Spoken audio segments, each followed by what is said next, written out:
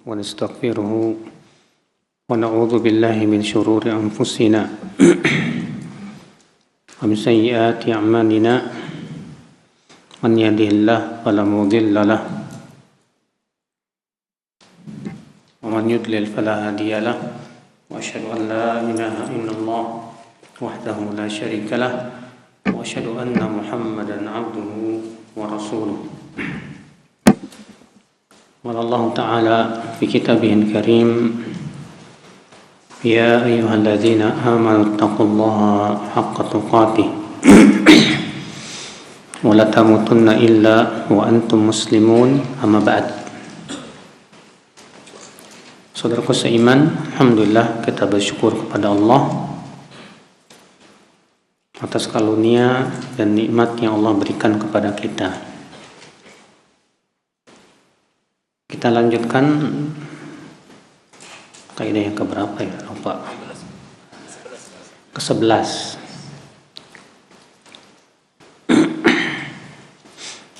Al-Qaidah Al-Hadiyata Asyarah. Kaidah yang ke-11. Annahum ya'taqiduna anna a'zama asbabi al-iftiraq wa tashayyu wa tahazzub ba'd al-muslimin ila ta'ifatin aw jama'atin aw syakhsin ghairi Rasulillah sallallahu alaihi wasallam wa sahabatihil kiram. Bahwasanya Ahlus Sunnah wal Jamaah meyakini bahwa sebab terbesar munculnya perpecahan yaitu berkelompok-kelompok dan bergolong-golongnya sebagian kaum muslimin dan fanatik pada kelompok atau jamaah atau orang selain Rasulullah SAW dan para sahabatnya. Di sini beliau, saudaraku seiman, menjelaskan tentang sebab utama kenapa kaum muslimin berpecah belah.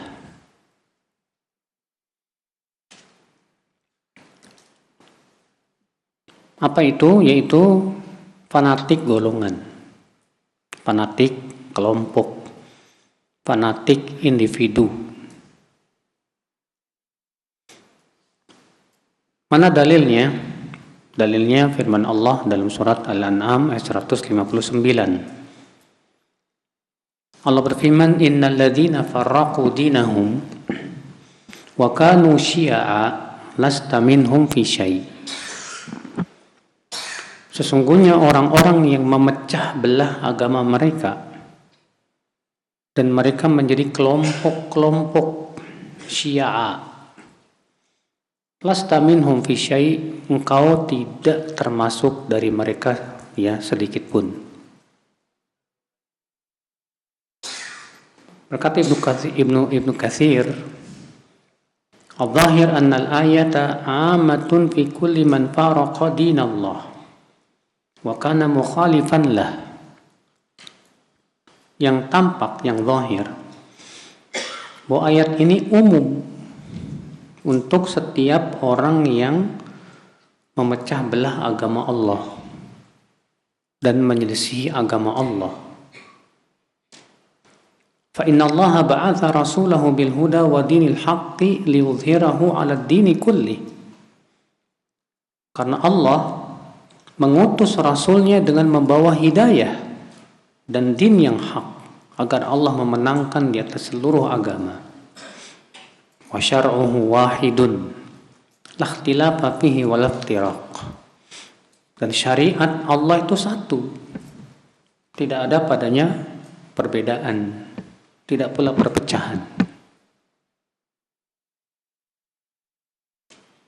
Di sini Allah tegas mengatakan, Pak, bahwa Rasulullah SAW tidak pernah mengajarkan umatnya untuk berpecah belah. Iya. Tapi kok terjadi perpecahan? Pertama Pak, ini sudah sunnah kauniyah. Ini sudah apa? Sunnah kauniyah. Artinya sudah ketentuan Allah bahwa umat Islam itu pasti akan pecah. Dan Rasulullah SAW mengabarkan dalam hadis-hadisnya yang sahih, beliau bersabda, "Sataftariqu ummati ala 73 firqah." Umatku akan berpecah belah menjadi berapa? 73 golongan. Tapi Rasulullah SAW, Allah dan Rasulnya melarang kita berpecah belah. Ini tidak bertabrakan. Kenapa? Karena perpecahan itu adalah takdir Allah yang bersifat kauni qadari. Sedangkan larangan untuk berpecah belah itu masuknya dalam takdir syar'i dini. Terus kenapa harus ada perpecahan? Akhi, ketahuilah, perpecahan itu mempunyai hikmah yang banyak. Kenapa Allah menginginkan adanya perpecahan? Padahal yang namanya perpecahan kalau kita lihat mudarat gitu Pak.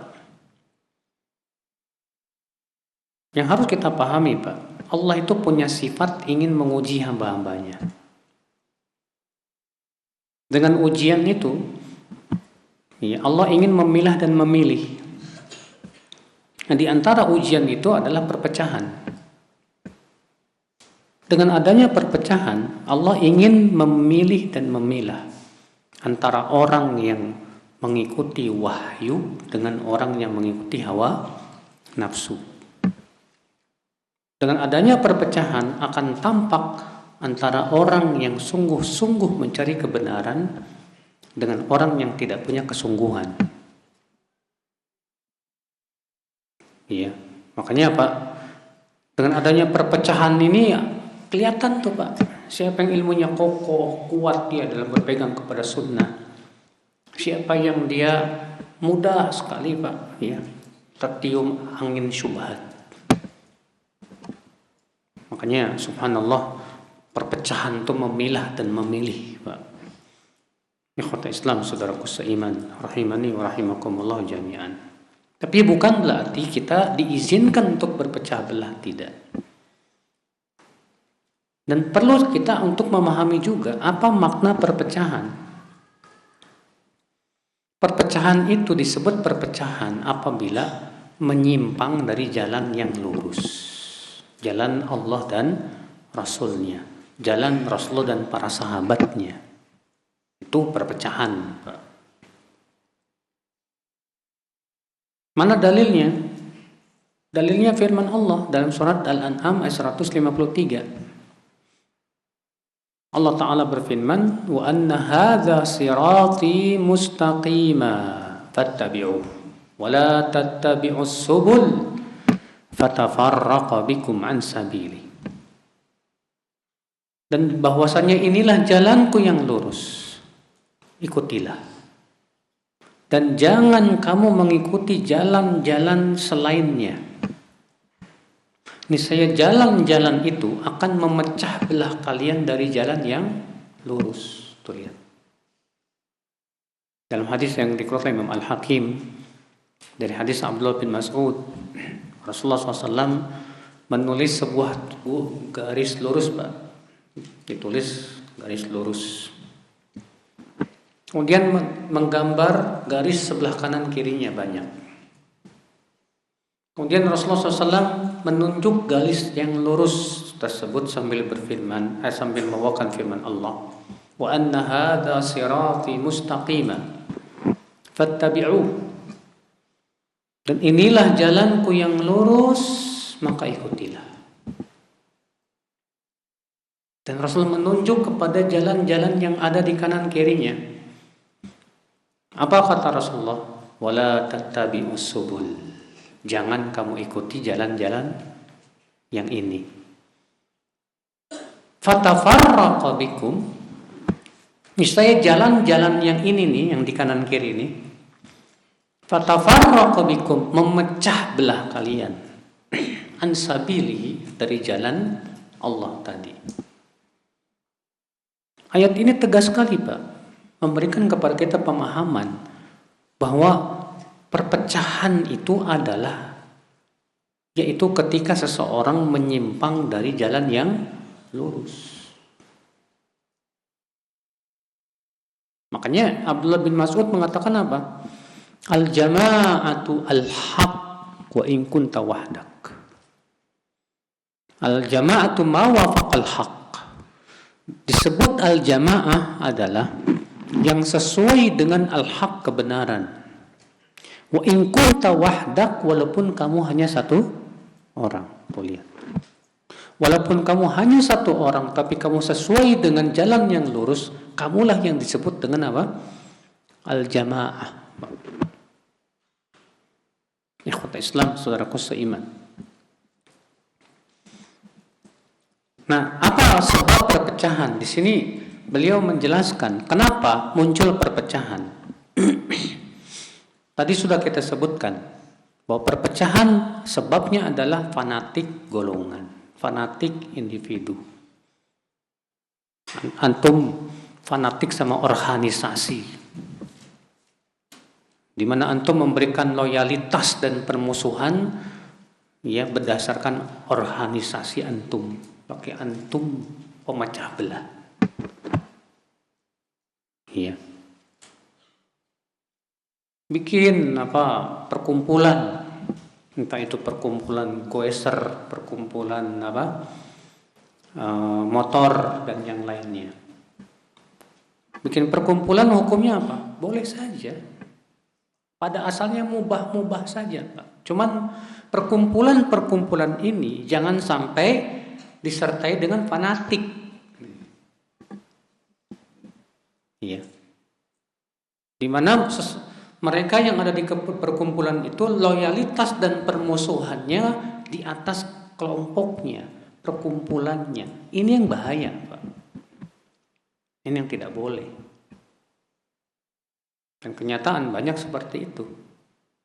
Kenapa? Karena yang dibanggakan itu benderanya. Ini sebuah kesalahan, saudaraku seiman. Kemudian dalil berikutnya yang kedua, yaitu surat Rum ayat 31-32. Allah Ta'ala berfirman, وَلَا تَكُونُوا مِنَ الْمُشْرِكِينَ مِنَ الَّذِينَ فَرَّقُوا دِينَهُمْ وَكَانُوا شِيَعًا كُلُّ حِزْبٍ بِمَا لَدَيْهِمْ فَرِحُونَ. Dan janganlah kalian seperti orang-orang musyrikin. Siapa dia? Yaitu orang-orang yang memecah belah agama mereka. Dan mereka berkelompok-kelompok, bergolong-golong. Dan setiap kelompok bangga dengan apa yang ada pada kelompoknya. Tuh lihat. Perhatikan, Pak, kata-kata terakhir dari ayat ini, Pak. Apa kata Allah? Kullu hizbin bima ladaihim farihun. Setiap kelompok berbangga dengan apa yang ada pada diri mereka. Ini sumber perpecahannya di sini, Pak.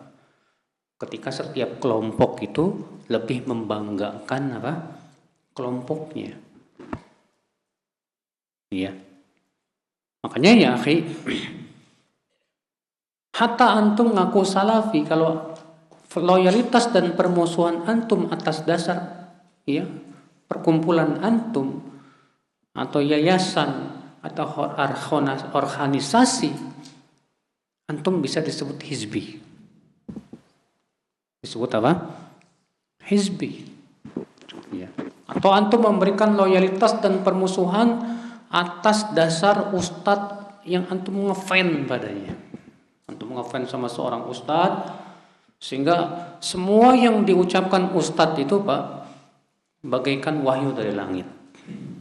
Siapa yang setuju, itu teman saya. Siapa yang nggak setuju, dia musuh saya. Hizbi antum. Iya.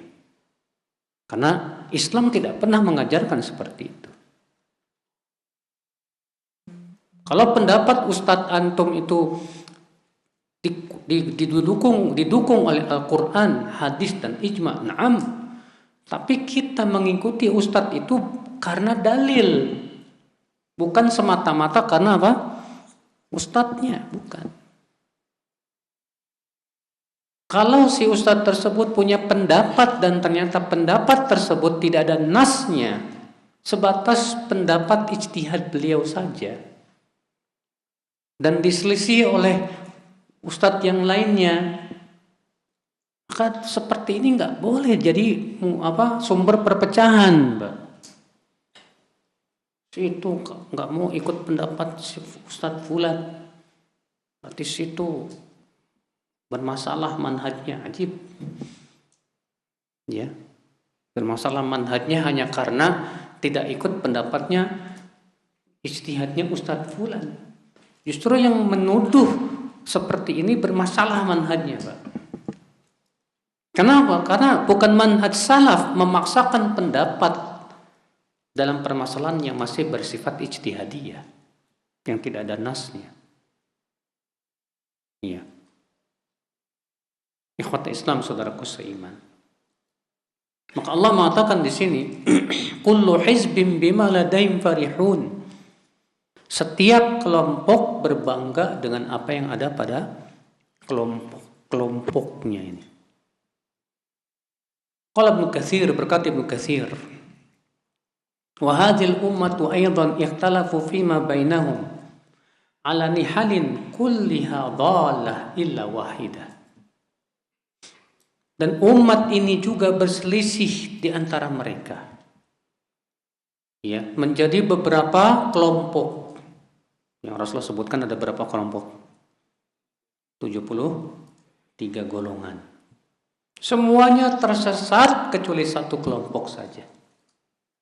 Wahum ahlus sunnati wal jamaah. Merekalah yang disebut ahlus sunnah wal jamaah. Siapa ahlus sunnah wal jamaah? Al-mutamassikuna bi kitabillah wa sunnati Rasulullah sallallahu alaihi wasallam, yaitu yang berpegang kepada sunnah Rasulullah, berpegang kepada kitabullah dan sunnah Rasulullah sallallahu alaihi wasallam.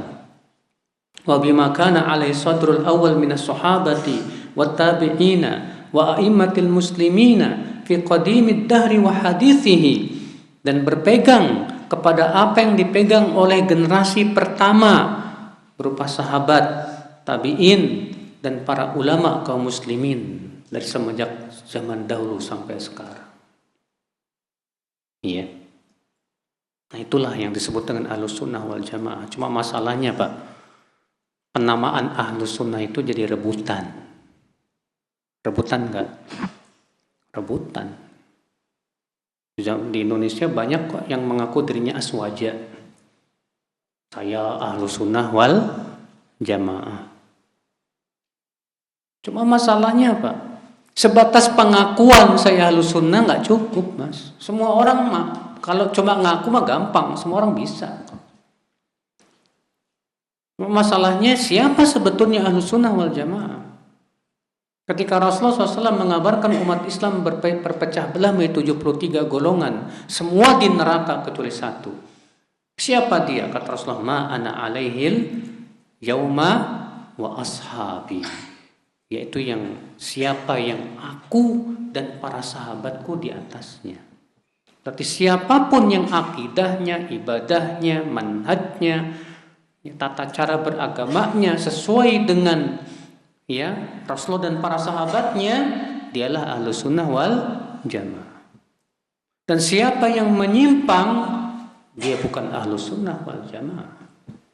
Bagaimana disebut ahlus sunnah sementara dia doyan bid'ah? Iya. Paling kreatif soal masalah bid'ah. Apakah itu disebut ahlus sunnah? Tentu tidak. Ahlus sunnah adalah yang berpegang kepada sunnah Rasulullah sallallahu alaihi wasallam. Bagaimana akan disebut ahlu sunnah, Pak? Sementara dia punya keyakinan seorang wali itu nggak mungkin salah. Nggak mungkin seperti ini akal Islam. Kalau ahlu sunnah punya keyakinan wali manusia yang tidak lepas dari apa? Kesalahan. Yang maksum hanya Rasulullah sallallahu alaihi wasallam. Akal Islam, saudaraku seiman, rahimani wa rahimakumullah jami'an.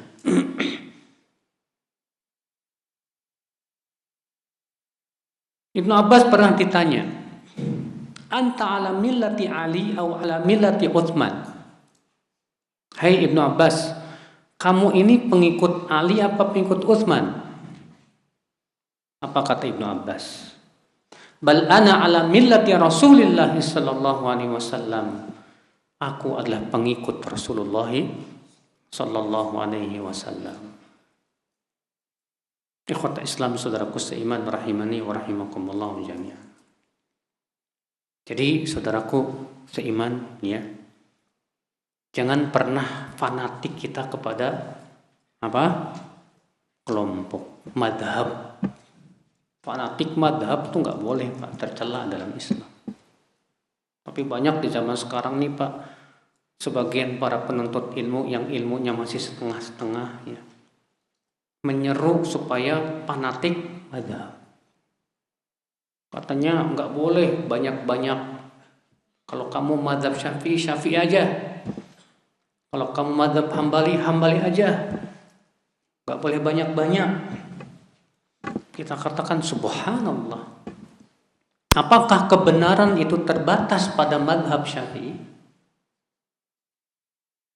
Orang yang mengatakan harus satu madhab sama saja mengatakan kebenaran semua ada pada sebuah madhab. Tidak mungkin, Pak.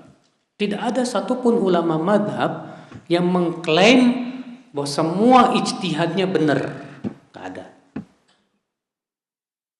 Imam Syafi'i saja tegas mengatakan apa, Pak? Ya, idza wajadtum fi kitabi ma yukhalifu qala Rasul fal qawlu ma qalahu Rasul sallallahu alaihi wasallam. Kalau kalian mendapatkan dalam kitabku ini pendapatku yang bertabrakan dengan sabda Rasulullah SAW, yang harus kalian ambil adalah sabda Rasulullah sallallahu alaihi wasallam. Madribu qaulil haid, ya, dan pendapatku buang ke tembok, nggak usah diambil. Ini Imam Syafi'i yang ngomong seperti itu, subhanallah. Kemudian tiba-tiba, ya, di akhir zaman ada orang yang mewajibkan harus ikut satu madhab, nggak boleh banyak-banyak. Bermadhab boleh, yang nggak boleh itu fanatik apa? Madhab.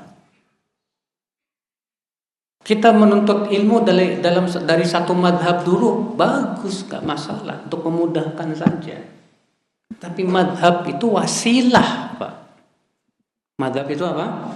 Wasilah, bukan tujuan. Jangan kamu jadikan madhab sebagai apa? Tujuan. Madhab itu hanya sebatas wasilah untuk kita naik, ya, keilmuan kita dan mempunyai kemampuan dalam memahami Al-Quran dan Sunnah Rasulullah SAW. Tujuan kita adalah memahami Quran dan Sunnah. Fanatik kita kepada Allah dan Rasulnya, bukan kepada madhab.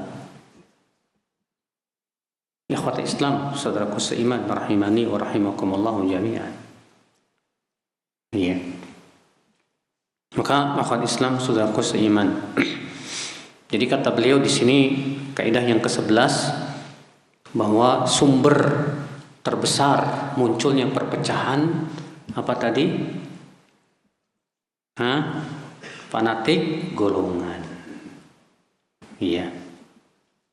Bukan fanatik kepada Allah dan Rasulnya. Saudaraku seiman.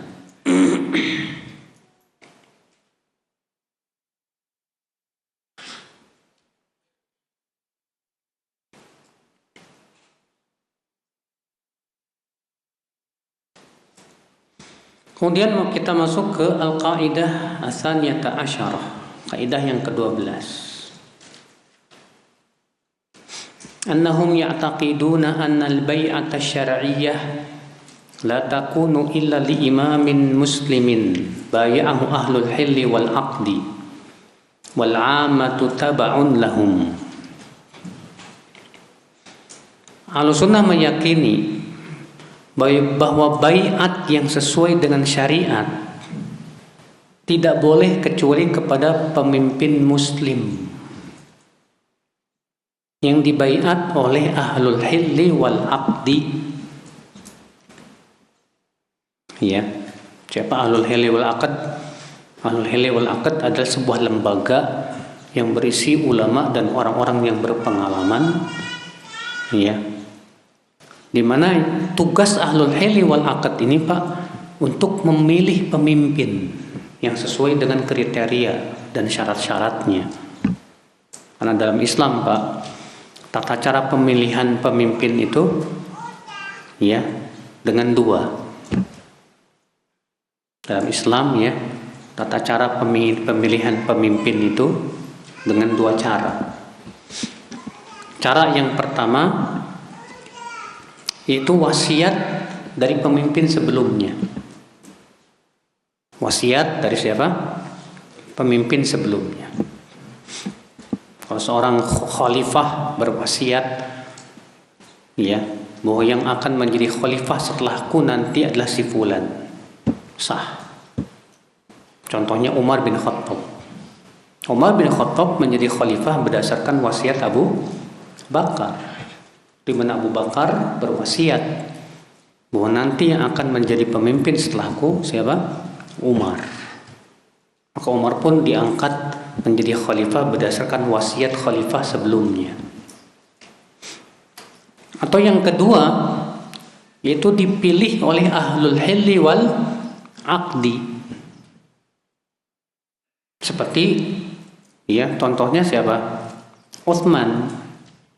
Ketika Umar hendak meninggal, Umar menyebutkan ada 6 orang calon khalifah, silakan dipilih.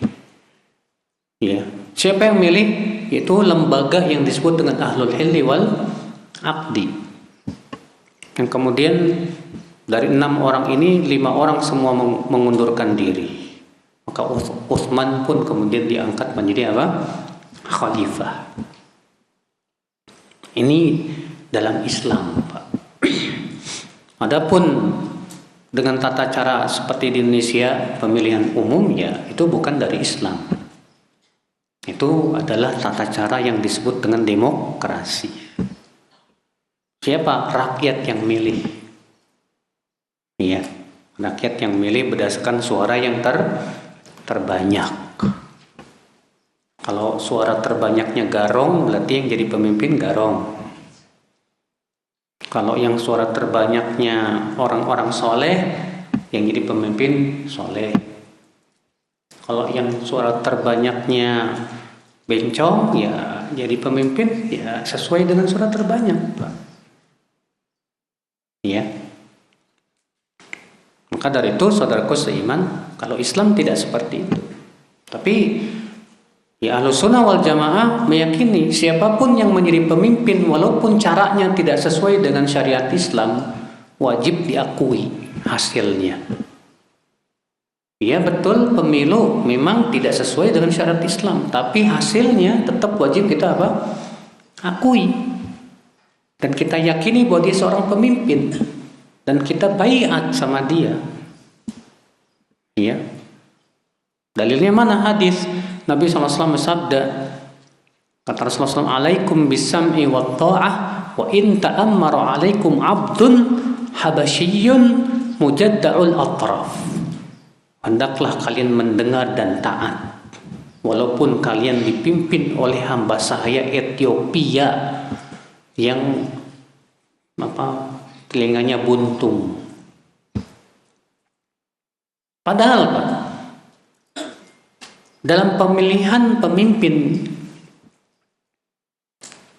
syarat pemimpin dalam Islam dengan ijma para ulama adalah harus seorang yang merdeka, tidak boleh hamba sahaya. Tapi Nabi mengatakan di situ apa? Walaupun kamu dipimpin oleh apa? Hamba sahaya. Mana mungkin hamba sahaya menjadi pemimpin kecuali dengan cara yang tidak sesuai syariat, pasti itu. Pasti caranya tidak sesuai syariat. Maka dari itulah saudaraku seiman, Ahlussunnah ya tetap menerima pemimpin dari cara yang tidak halal.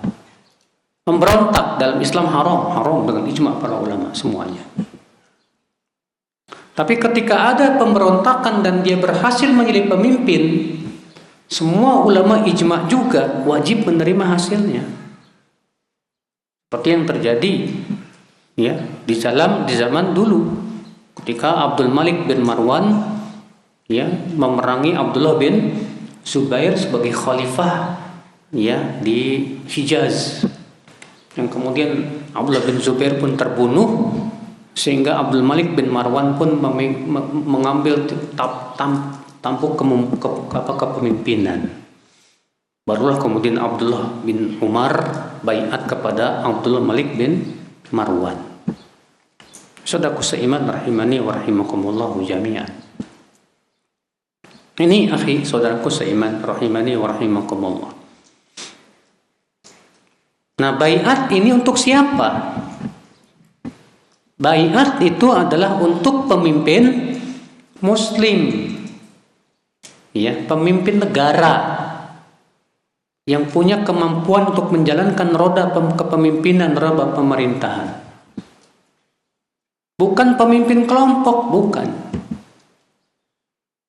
Karena masalahnya, Pak, di zaman sekarang ini banyak sekali orang bikin kelompok lalu baiat kepada apa?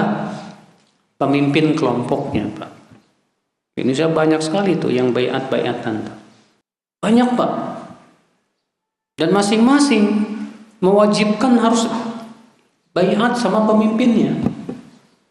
Dan mengklaim bahwa orang yang tidak baiat kepada pemimpinnya matinya bangkai jahiliyah. Lalu berdalil dengan hadis man mata walaysa fi unuqi bai'ah mata mitatan jahiliyah. Siapa yang mati dalam keadaan tidak berbaiat maka matinya bangkai jahiliyah. Saya pernah, Pak, didatengin sama seorang yang dari anggota jamaah muslimin itu dan memberikan kepada saya sebuah diktat wajibnya baiat. Dibawakan Al-Quran dan hadis-hadis yang sahih. Betul hadisnya sahih, betul. Cuman cara baiatnya yang salah. Imam Ahmad sebagaimana dalam riwayat Al-Muhanna pernah ditanya tentang hadis man mata walaysa alaihi bai'ah mata mitatan jahiliyah. Siapa yang meninggal dalam keadaan tidak berbaiat maka matinya bangkai jahiliyah. Apa kata Imam Ahmad? Atadruna mal imam? Tahukah kalian siapa imam yang berhak dibaiat itu? Wa an yaqula kullu muslim hadza imam. Itu yang setiap muslim mengatakan ini imam. Bukan kelompok tertentu saja, Pak. Ya. Makanya dalam satu riwayat Bukhari Rasulullah SAW bersabda dengan lafaz begini, man kharaja ala sultani shibron famata famita jahiliyah. Siapa yang memberontak kepada sultan penguasa sejengkal saja lalu ia mati maka matinya bangkai jahiliyah.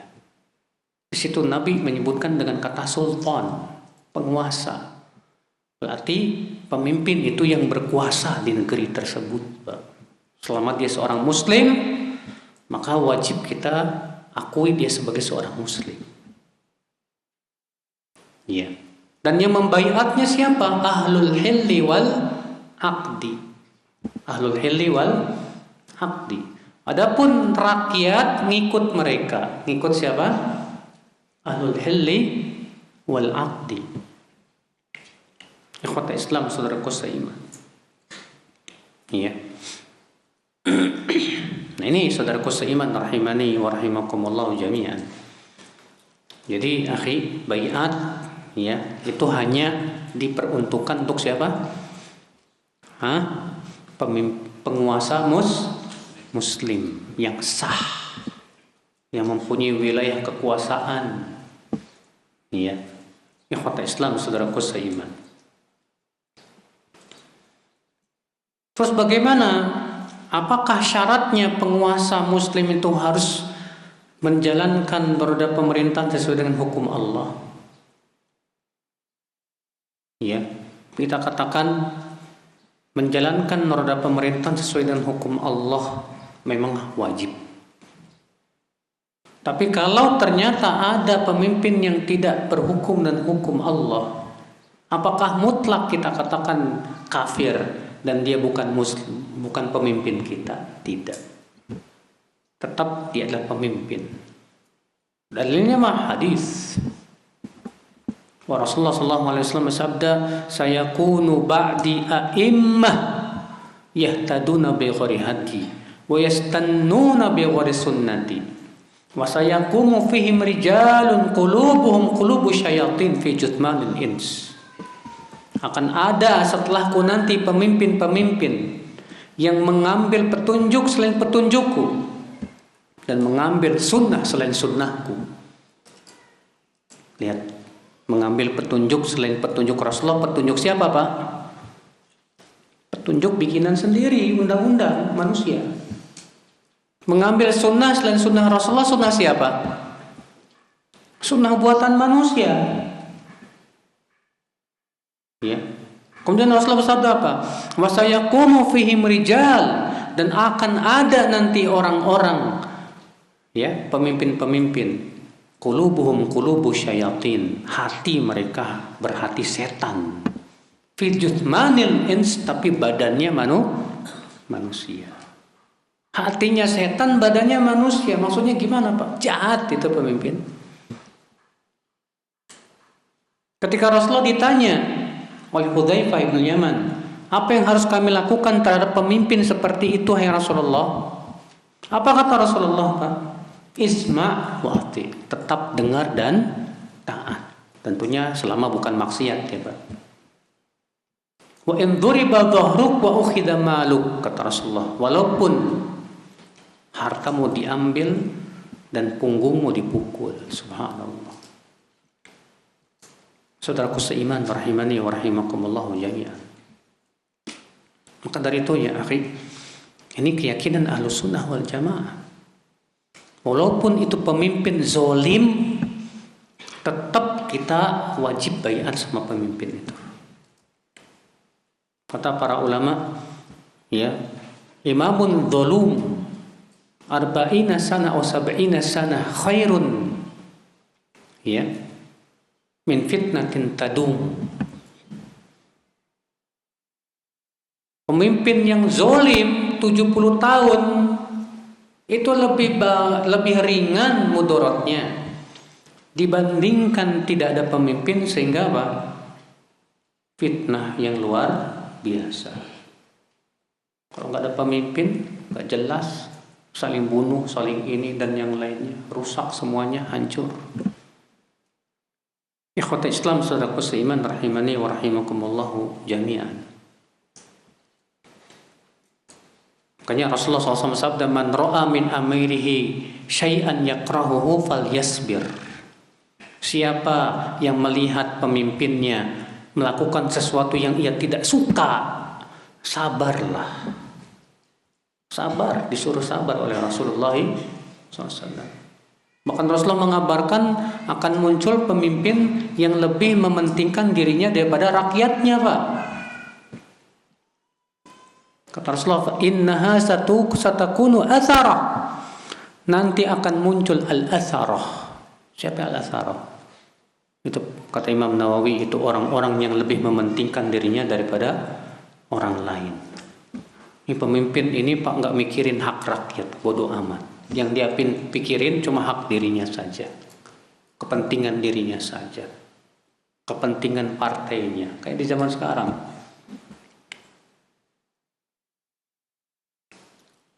Apa kata Rasulullah SAW? Fasbiru, sabarlah. Sampai kapan ya Rasulullah sabar?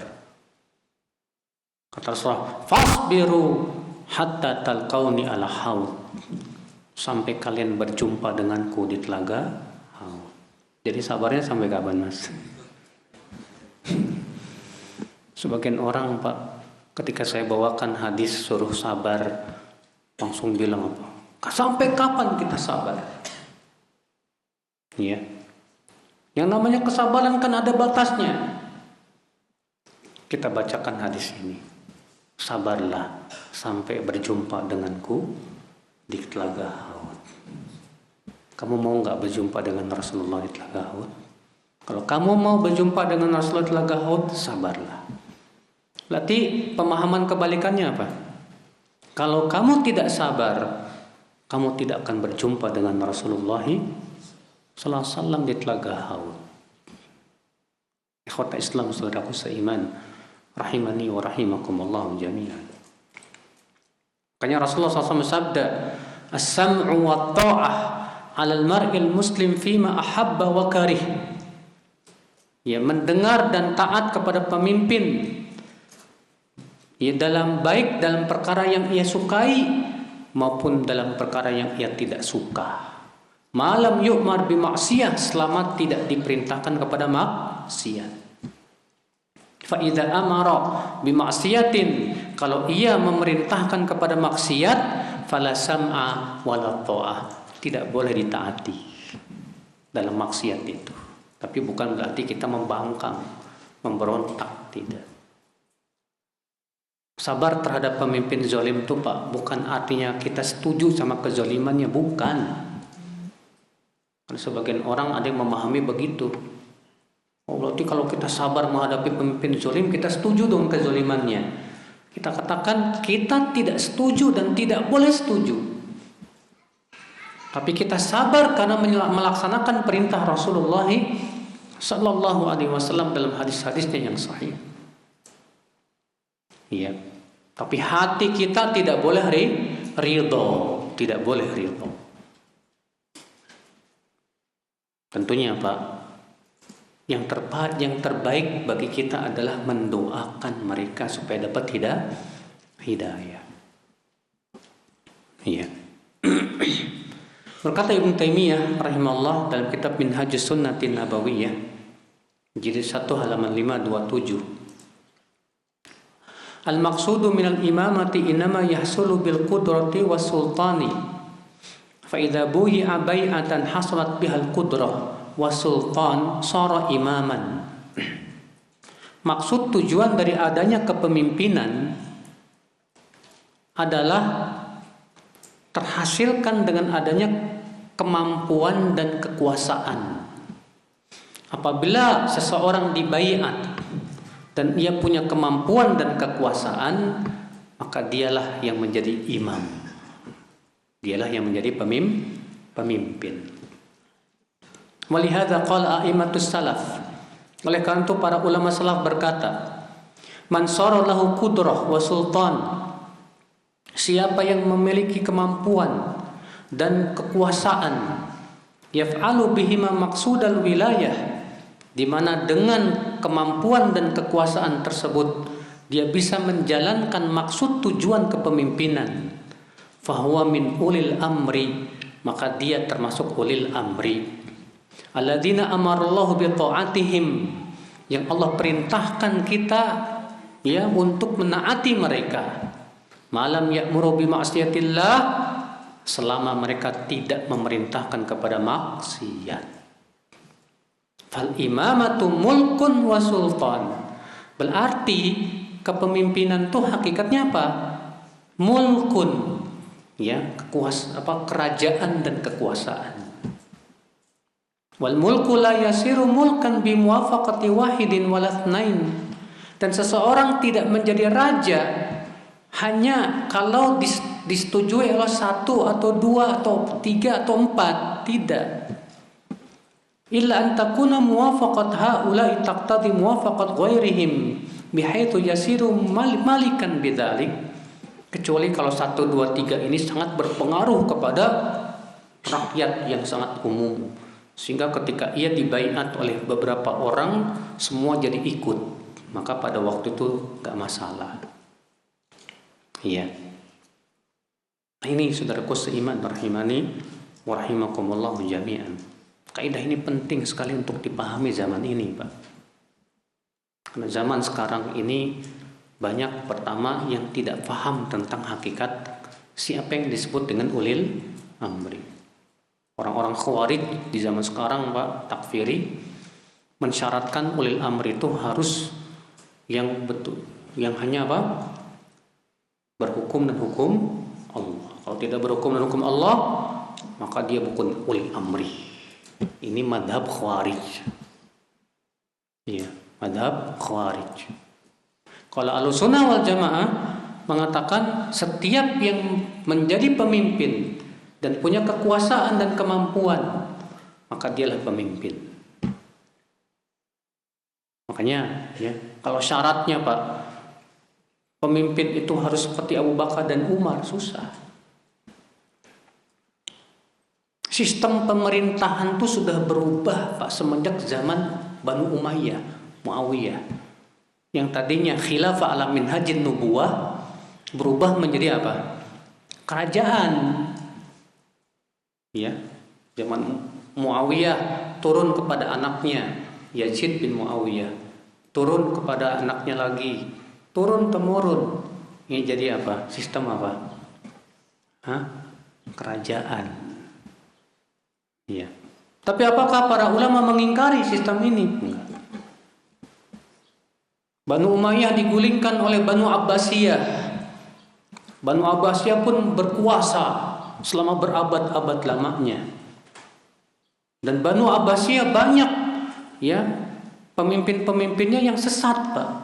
Seperti Khalifah Ma'mun, Al-Mu'tasim billah, Al-Wathiq billah, di mana ia memberlakukan hukum dan undang-undang Mu'tazilah dan mewajibkan seluruh rakyat dan ulama wajib punya keyakinan Mu'tazilah. Siapa yang tidak mau ikut disiksa atau dibunuh.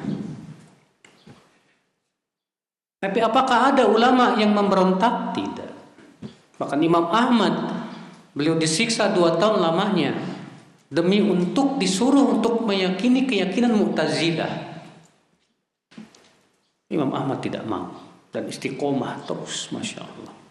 Sampai akhirnya beliau pun dibebaskan. Ketika pulang ke rumahnya, para fuqaha Baghdad, ulama-ulama Baghdad berkumpul di rumah Imam Ahmad dan mereka mengajak untuk memberontak. Tapi Imam Ahmad tidak. Padahal beliau sudah disiksa 2 tahun lamanya, Pak. Maka beliau pun menyuruh mereka sabar menghadapi pemimpin zalim itu. Sampai akhirnya Allah pun memenangkan Ahlussunnah wal Jamaah. Kemudian naik tahtalah al-mutawakkil ala Allah. Dan dia kemudian ternyata punya keyakinan Ahlussunnah wal Jamaah. Ikhwata Islam, saudaraku seiman, rahimani wa rahimakumullah jami'an.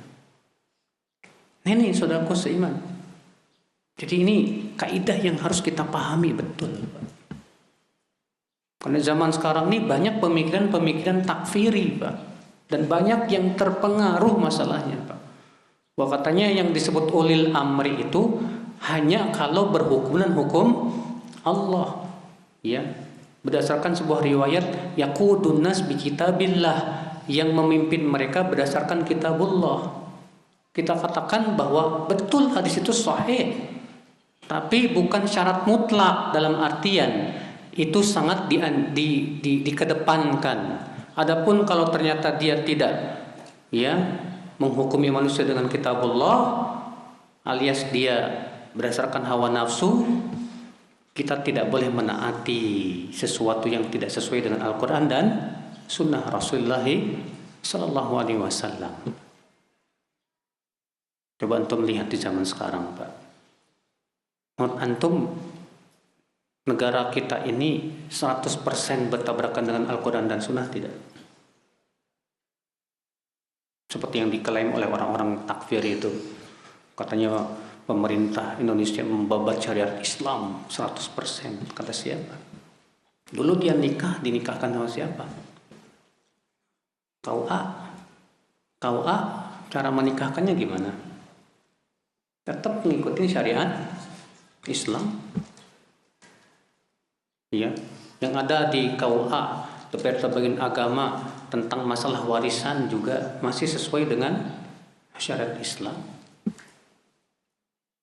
Pancasila emangnya bertabrakan dengan Al-Quran dan hadis? Enggak. Sila satu apa? Ketuhanan yang Maha Esa, yang punya keyakinan bahwasanya yang Maha Esa itu Allah, hanya kaum muslimin. Ketuhanan yang Maha Esa itu hanya kaum muslimin yang punya keyakinan ini. Yang lain, sila kedua apa? Kemanusiaan yang adil dan beradab. Sesuai enggak dengan Islam? Islam menganjurkan keadilan tidak? Ya, Islam menjunjung adab yang tinggi, Pak. Rasulullah SAW bersabda apa? Bu'ithu liutammima makarimal akhlaq. Aku diutus untuk menyempurnakan makarimul akhlak, akhlak yang mulia. Justru ya, satu-satunya agama yang menjunjung adab dan akhlak yang mulia hanya Islam. Walaupun ya pemeluknya ya nggak bisa mewakili Islam lah, Pak. Banyak pemeluk Islam tidak bisa mewakili apa? Islam. Banyak orang ngaku Islam tapi ngomongnya kasar. Banyak mengaku Islam tapi suka nyuri sendal di masjid. Banyak yang ngaku Islam tapi kalau ngutang nggak bayar-bayar. Ya, kita katakan mereka tidak bisa mewakili Islam dan tidak boleh dinilai Islam hanya karena pemeluk-pemeluknya yang tidak menjalankan Islam. Syarat yang ketiga atau yang ketiga, persatuan Islam menganjurkan persatuan tidak? Persatuan, tapi Islam memberikan ikatan. Persatuan itu jangan sampai di atas kesesatan. Jangan sampai persatuan itu di atas kemaksiatan. Persatuan itu harus di atas ketaatan kepada Allah Subhanahu wa taala.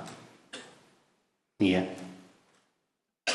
Persatuan pun tidak boleh merusak tonggak-tonggak Islam dan akidah Islam. Sebab kalau demi persatuan akhirnya akidah Islam jadi runtuh, hancur, tidak boleh. Iya.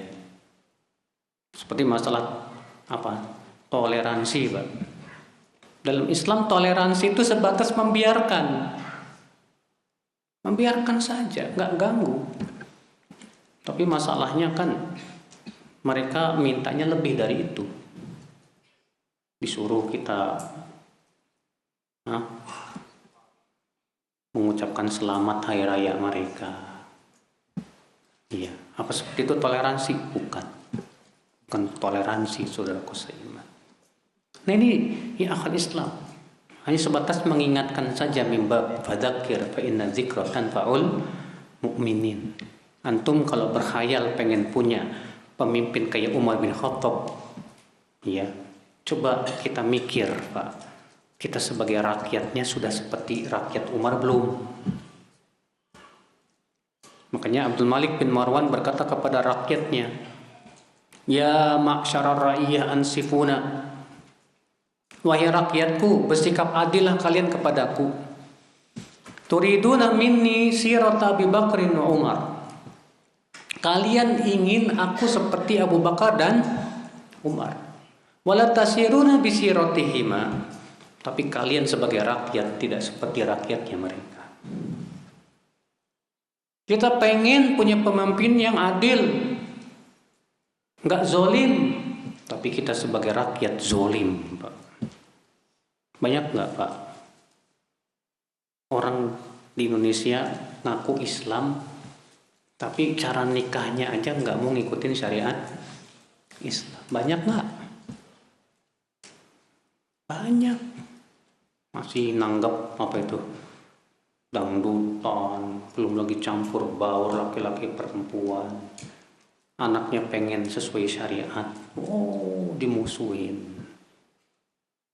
Banyak nggak kaum muslimin yang tidak mau menjalankan warisan sesuai warisan syariat Islam? Banyak, Pak.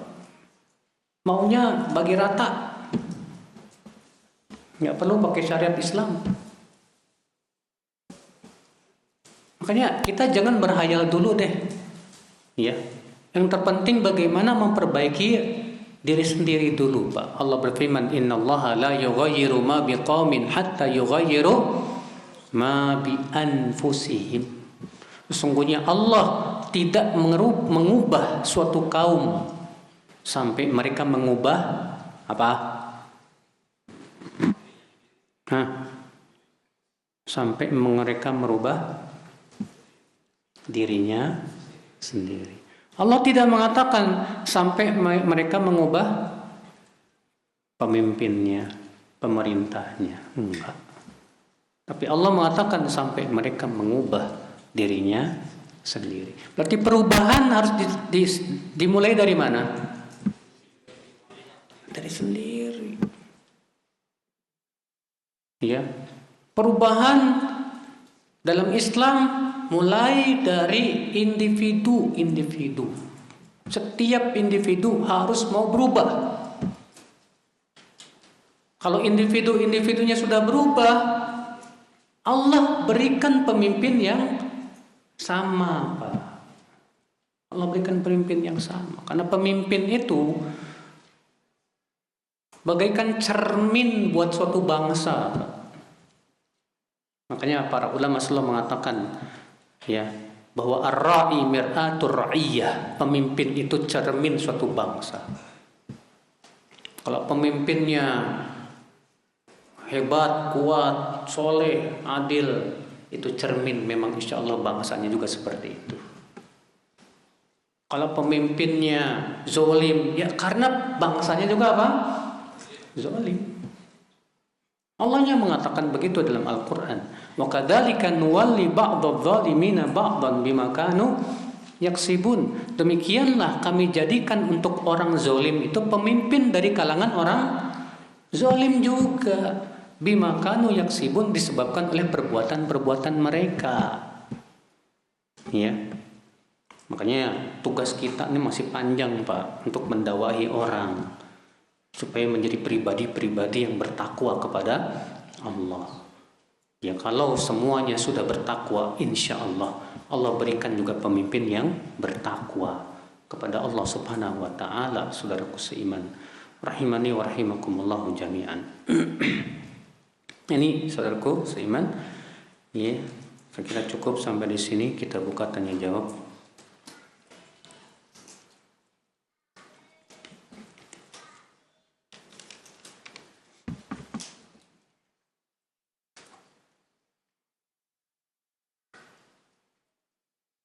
Bolehkah membaca doa Nabi Ibrahim ini?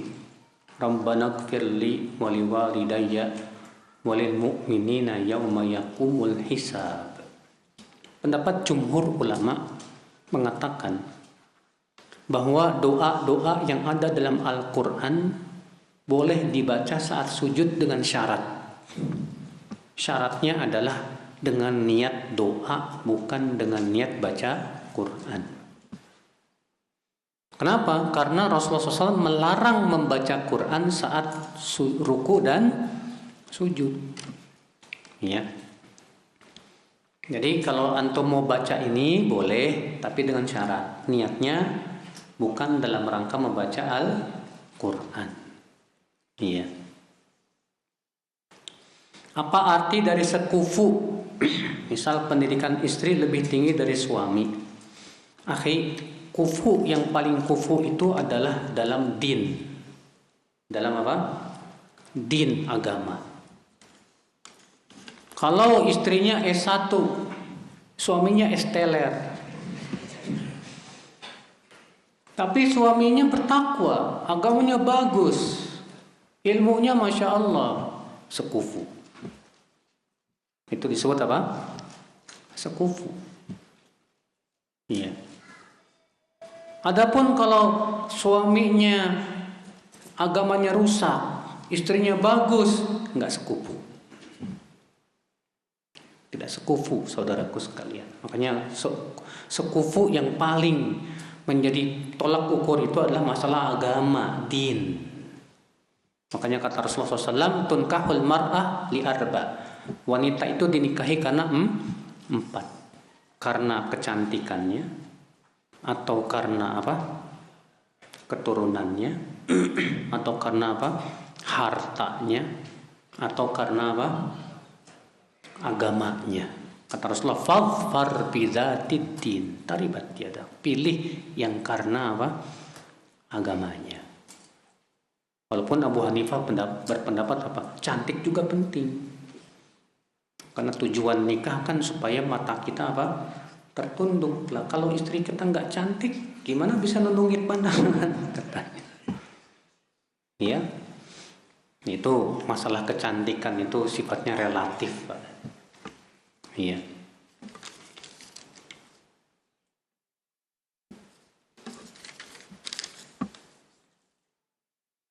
Apa sih Habib itu, Ustadz?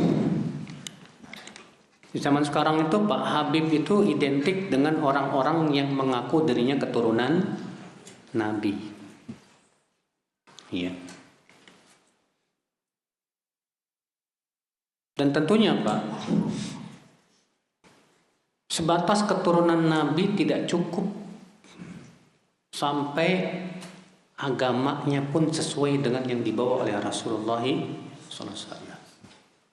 Kalau dia ngaku keturunan Nabi tapi akhlaknya bejat, akidahnya menyimpang, ibadahnya bid'ah, maka kita katakan orang seperti ini ya adalah orang yang wajib kita benci karena Allah. Walaupun dia keturunan Rasulullah SAW. Karena masalah wala dan bara itu Pak, ya harus pada setiap orang-orang yang beriman. Karena orang yang manusia itu ada 3. Yang pertama, orang yang kita berikan loyalitas 100%. Siapa dia? Para nabi, para sahabat. Yang kedua, orang yang kita barok, berlepas diri 100%. Siapa dia? Orang kafir.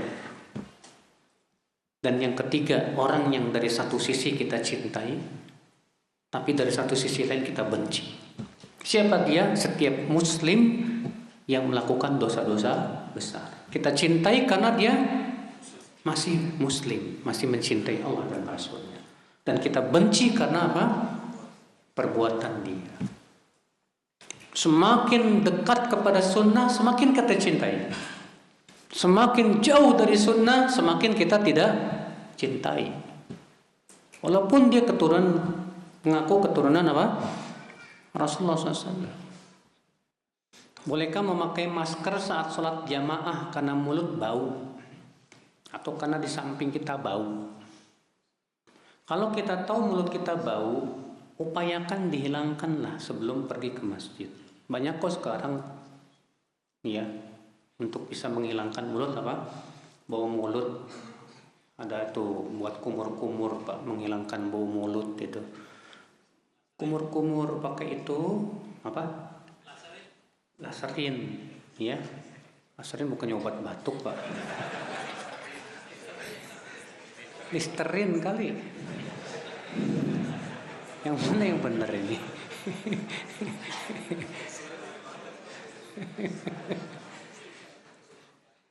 Kalau di samping kita bau, ya, boleh nggak kita pindah? Boleh. Kalau memang mengganggu kekhusyuan kita. Karena kekhusyuan sholat lebih dikedepankan. Iya. Maka pakai masker saat itu tidak disyariatkan. Karena Nabi melarang menutup mulut saat sholat. Ya. Bolehkah bermakmum kepada imam dari kelompok JT? Boleh, nggak masalah. Selama dia muslim dan tidak melakukan apa? Kesyirikan, syirik besar, maka seluruh ulama sepakat masih boleh sholat di belakang ahli ya bid'ah yang tidak sesuai dengan sunnah. Ya. Ini keyakinan Ahlussunnah, Pak. Bahwa sholat di belakang orang fasik, ahli bid'ah, jaiz, boleh. Selama dia tidak melakukan bid'ah yang mengeluarkan pelakunya dari Islam.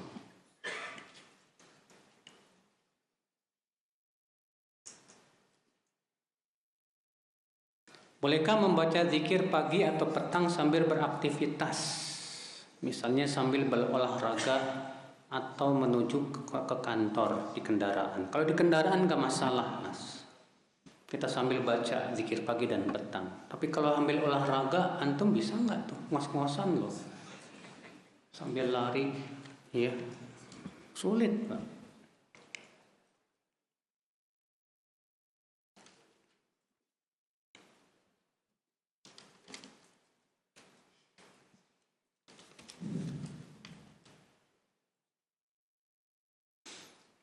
Apakah di zaman Rasulullah SAW sholat jenazah itu tidak dilakukan di masjid tapi di tempat khusus? Betul, memang ada di zaman Rasulullah itu di bagian pinggir masjid tempat khusus untuk mensolatkan jenazah. Tapi pernah sekali-kali Rasulullah SAW melakukannya di dalam masjid. Sekali-kali, tapi kalau kita malah kebalikan, seringkali di masjid, jarang sekali di tempat. Jadi kalau bisa Pak, antum punya masjid, ada sediakan tempat khusus untuk mensolatkan apa? Jenazah. Sunnahnya begitu, seperti yang ada di zaman Rasulullah Shallallahu Alaihi Wasallam, yaitu tempat terbuka begitu. Ya. Demikian. Masih ada? Bagaimana cara kita membaca Al-Fatihah di saat sholat subuh, maghrib, isya? Apakah bacaannya dibaca bareng sama imam atau setelahnya? Dibaca saat ada saktahnya imam, diamnya imam. Contoh misalnya ketika imam mengucapkan Alhamdulillahirabbil alamin, kan ada saktah tuh, diam. Sebelum mengucapkan Ar-Rahmanir-Rahim, kita ucapkan Alhamdulillahirabbil alamin. Ar-Rahmanir-Rahim, diam. Kita juga ucapkan apa? Ar-Rahmanir-Rahim. Maliki yaumiddin, diam. Kita juga baca Maliki yaumiddin. Begitu Pak, wallahu a'lam.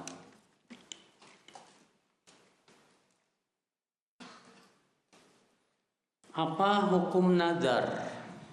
Kalau lamaran saya sama akhwat diterima, saya mau puasa Senin Kamis. Waduh. Berat loh, Mas.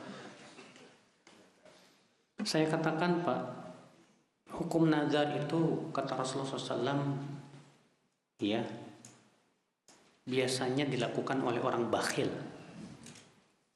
Innama yustakhraju minal bakhil, kata Rasulullah.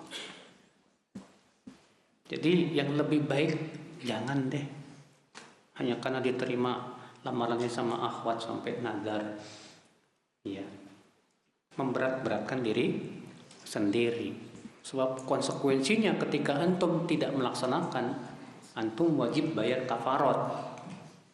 Antum wajib bayar apa? Kafarat nazar itu. Itu sama dengan kafarat sumpah, ya.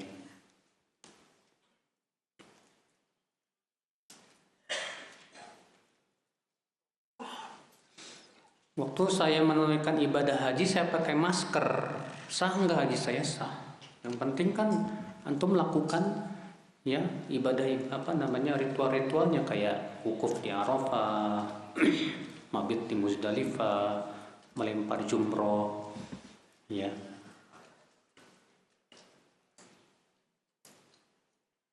Dari mana asal usul sebutan Wahabi? Kenapa Syekh Muhammad bin Abdul Wahab dihujat? Syekh Muhammad bin Abdul Wahab itu mendakwahkan tauhid, ya, melarang bid'ah, melarang syirik, marah orang-orang yang tidak suka. Orang-orang yang doyan berbuat syirik, doyan berbuat bid'ah, gak suka kepada beliau. Maka kemudian dibikinlah hujatan-hujatan. Itu di zaman beliau masih hidup pun sudah ada hujatan itu, Pak. Dan sudah dibantah oleh Syekh Muhammad bin Abdul Wahab. Kemudian dari zaman ke zaman, ya, orang-orang yang benci itu terus membuat tuduhan-tuduhan. Dan alhamdulillah sudah dibantah juga oleh para ulama-ulama. Ikhwata Islam, saudaraku seiman. Itu, jadi kalau dikatakan kenapa beliau dihujat, jawabannya itu, Pak, karena beliau berdakwah kepada tauhid, menjauhkan kesyirikan, berdakwah kepada sunnah, menjauhkan kebid'ahan. Masalahnya banyak yang doyan syirik dan doyan bid'ah. Akhirnya merasa kepentingannya terusik. Memang sudah sunatullah, orang yang berdakwah kepada tauhid itu akan dimusuhi. Memang betul. Ya.